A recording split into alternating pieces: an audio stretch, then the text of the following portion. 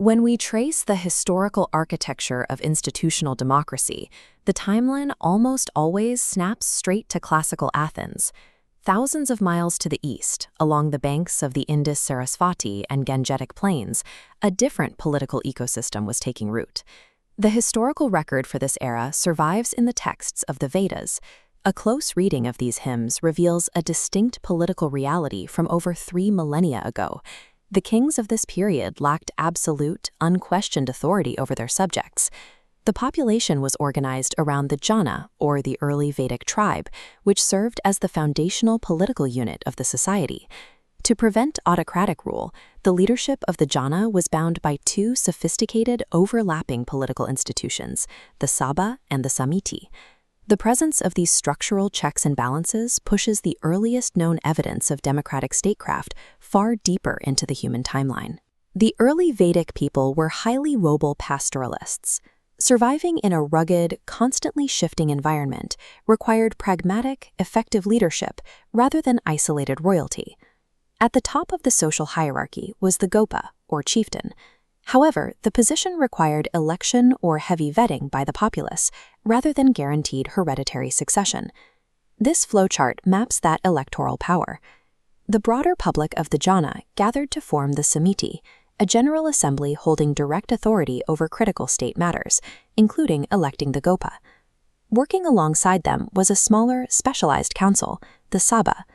Constructed from elders and experienced intellectuals, the Sabha functioned similarly to a modern upper house or Supreme Court, adjudicating complex legal disputes and handling nuanced judicial matters.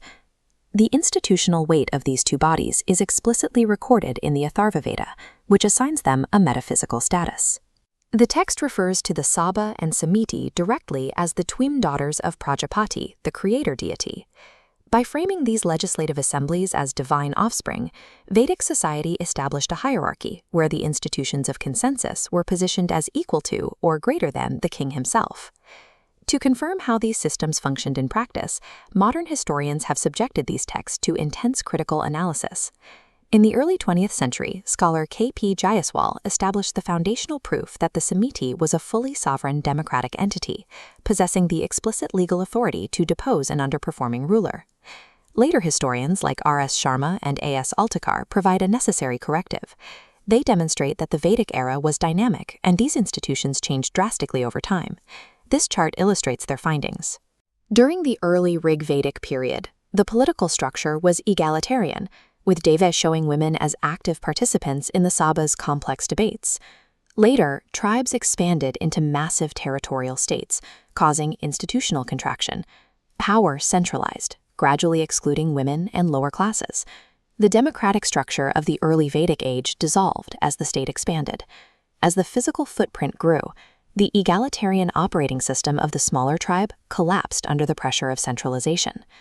Because the early Vedic civilization relied heavily on oral transmission rather than written administrative records, skeptics rightly ask, where is the physical, material proof that these massive assemblies actually convened?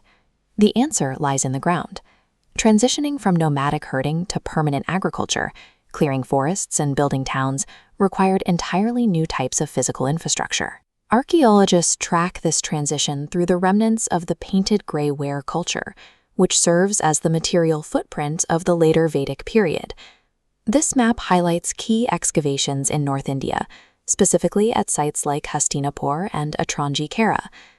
At these locations, archaeologists unearthed a distinct architectural pattern. The ruins featured unusually massive communal buildings and vast open public grounds. These physical findings directly corroborate the texts. The spatial dimensions of these structures and plazas align precisely with the logistical requirements needed to host a large public samiti. The dirt confirms the oral tradition.